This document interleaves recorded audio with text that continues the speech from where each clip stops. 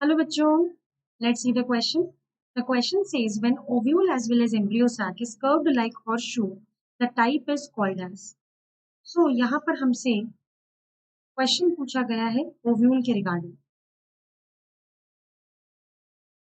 Ovule अलग अलग shape का हो सकता है, टाइप्स ऑफ ओव्यूल्स, और ये रहेगा ऑन द बेसिस ऑफ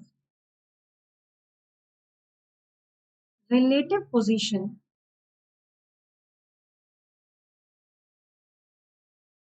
किस चीज की, of micropyle, body of ovule and funicle.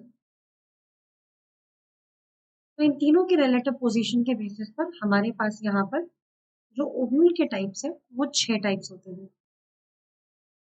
सबसे पहला टाइप होता है ऑर्थोट्रोपस.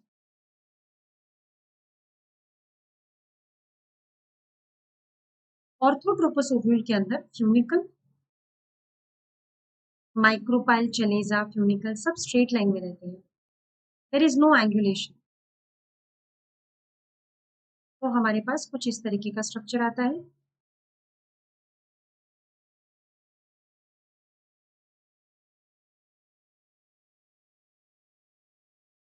सो यहाँ अंदर रहेगा embryo sac. This is the embryo sac. ये दो हैं हमारे पास इंटेगुमेंट्स.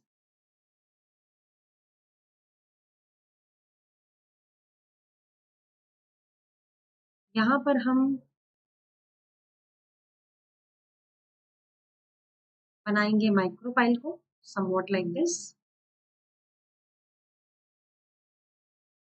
सो ये जो स्पेस है हमारे पास यहाँ पर ये कहलाएगा माइक्रोपाइल. आप देख रहे हैं किस तरीके से स्ट्रेट लाइन में है. Next type, the second type is anatropous. Anatropous के अंदर 180 डिग्री का टर्न दिखाई देगा, यानी कि ओव्यूल कुछ इस तरीके का होगा, फुल्ली टर्न कर गया.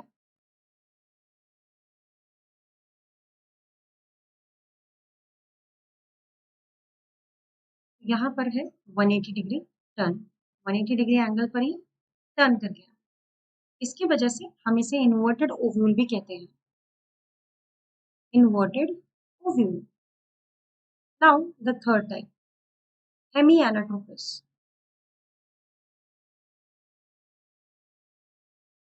हेमी एनाट्रोपस में 90 डिग्री एंगल पर टर्न होगा. 90 डिग्री एंगल का मतलब है हमें ओव्यूल कुछ ऐसा दिखाई देगा. ये इंटेगुमेंट्स है.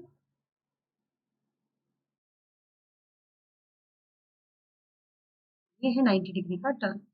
अंदर है एम्ब्रियो सैक. सो इसे हम कह सकते हैं 90 डिग्री एंगल पर टर्न हो गया है, जिसकी वजह से ओव्यूल राइट एंगल पे है. Ovule is at right angle to funicle.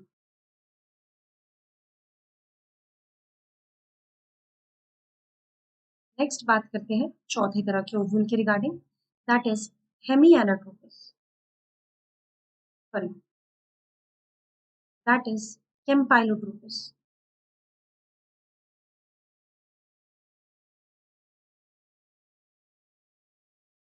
कैम्पाइलोट्रोपस में ओव्यूल टर्न्ड होता है, कर्व्ड होता है, मोर और less at right angle to funicle. Ovule is curved more or less at right angle to funicle. यहाँ पर भी बेंडिंग होगी, बस वो 90 डिग्री से ज्यादा या थोड़ी कम हो सकती है. तो यहाँ पर हमें कैम्पाइलोट्रोपस के केस में कैसे दिखाई देगा, कुछ इस तरीके से.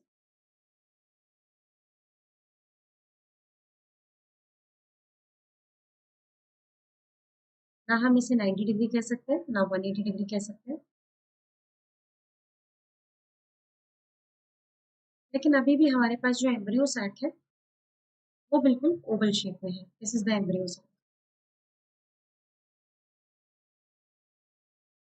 नाउ अगर हम यहाँ पर बात करें, let's see the next type, fifth एम्फिट्रोपस।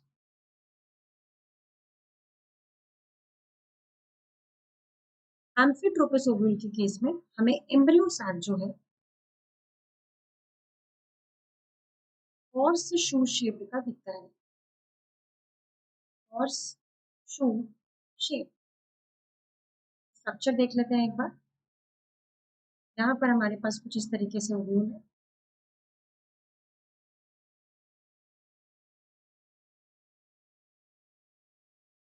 इस कर्विंग की वजह से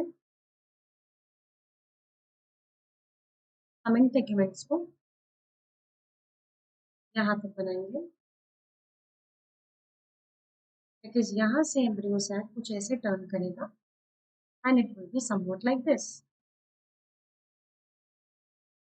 आप देख सकते हैं इसे कहा जाता है horseshoe shape embryo sac.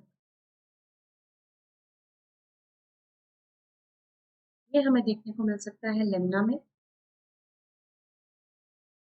Poppy plant में, अलिस्मा में, एक्सेट्रा। आ जाते हैं लास्ट टाइप के ऊपर, that is the sixth type, circinotropous. सिरसिनोट्रोपस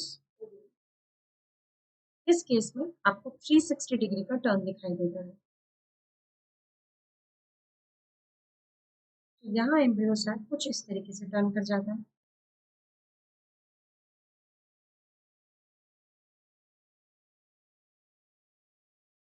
ये है आपका last type.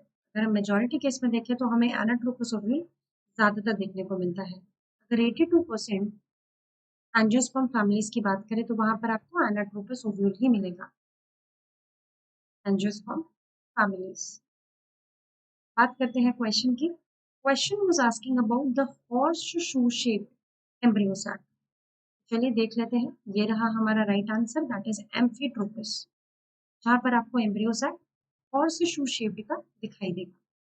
So let's see, we have the option circinotropous, यहाँ पर 360 डिग्री का टर्न दिखाई देता है। Amphitropous which is our right answer. Hemi anatropous, जहां पर आपको हेमी एनाट्रोपस में 90 डिग्री का टर्न दिख रहा था और एनाट्रोपस पर 180 डिग्री का टर्न दिख रहा था। सो ये हमारे ऑप्शंस हो जाएंगे गलत, क्योंकि सभी जगह पे एम्ब्रियो सैक आपको ओवल ही दिख रहा था। But our right answer is option number 2, that is amphitropous. तो हम यहाँ लिख सकते हैं right answer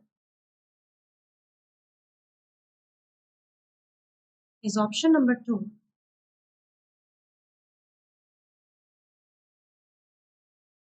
Amphitropus. So, I hope you understood it well. Best of luck.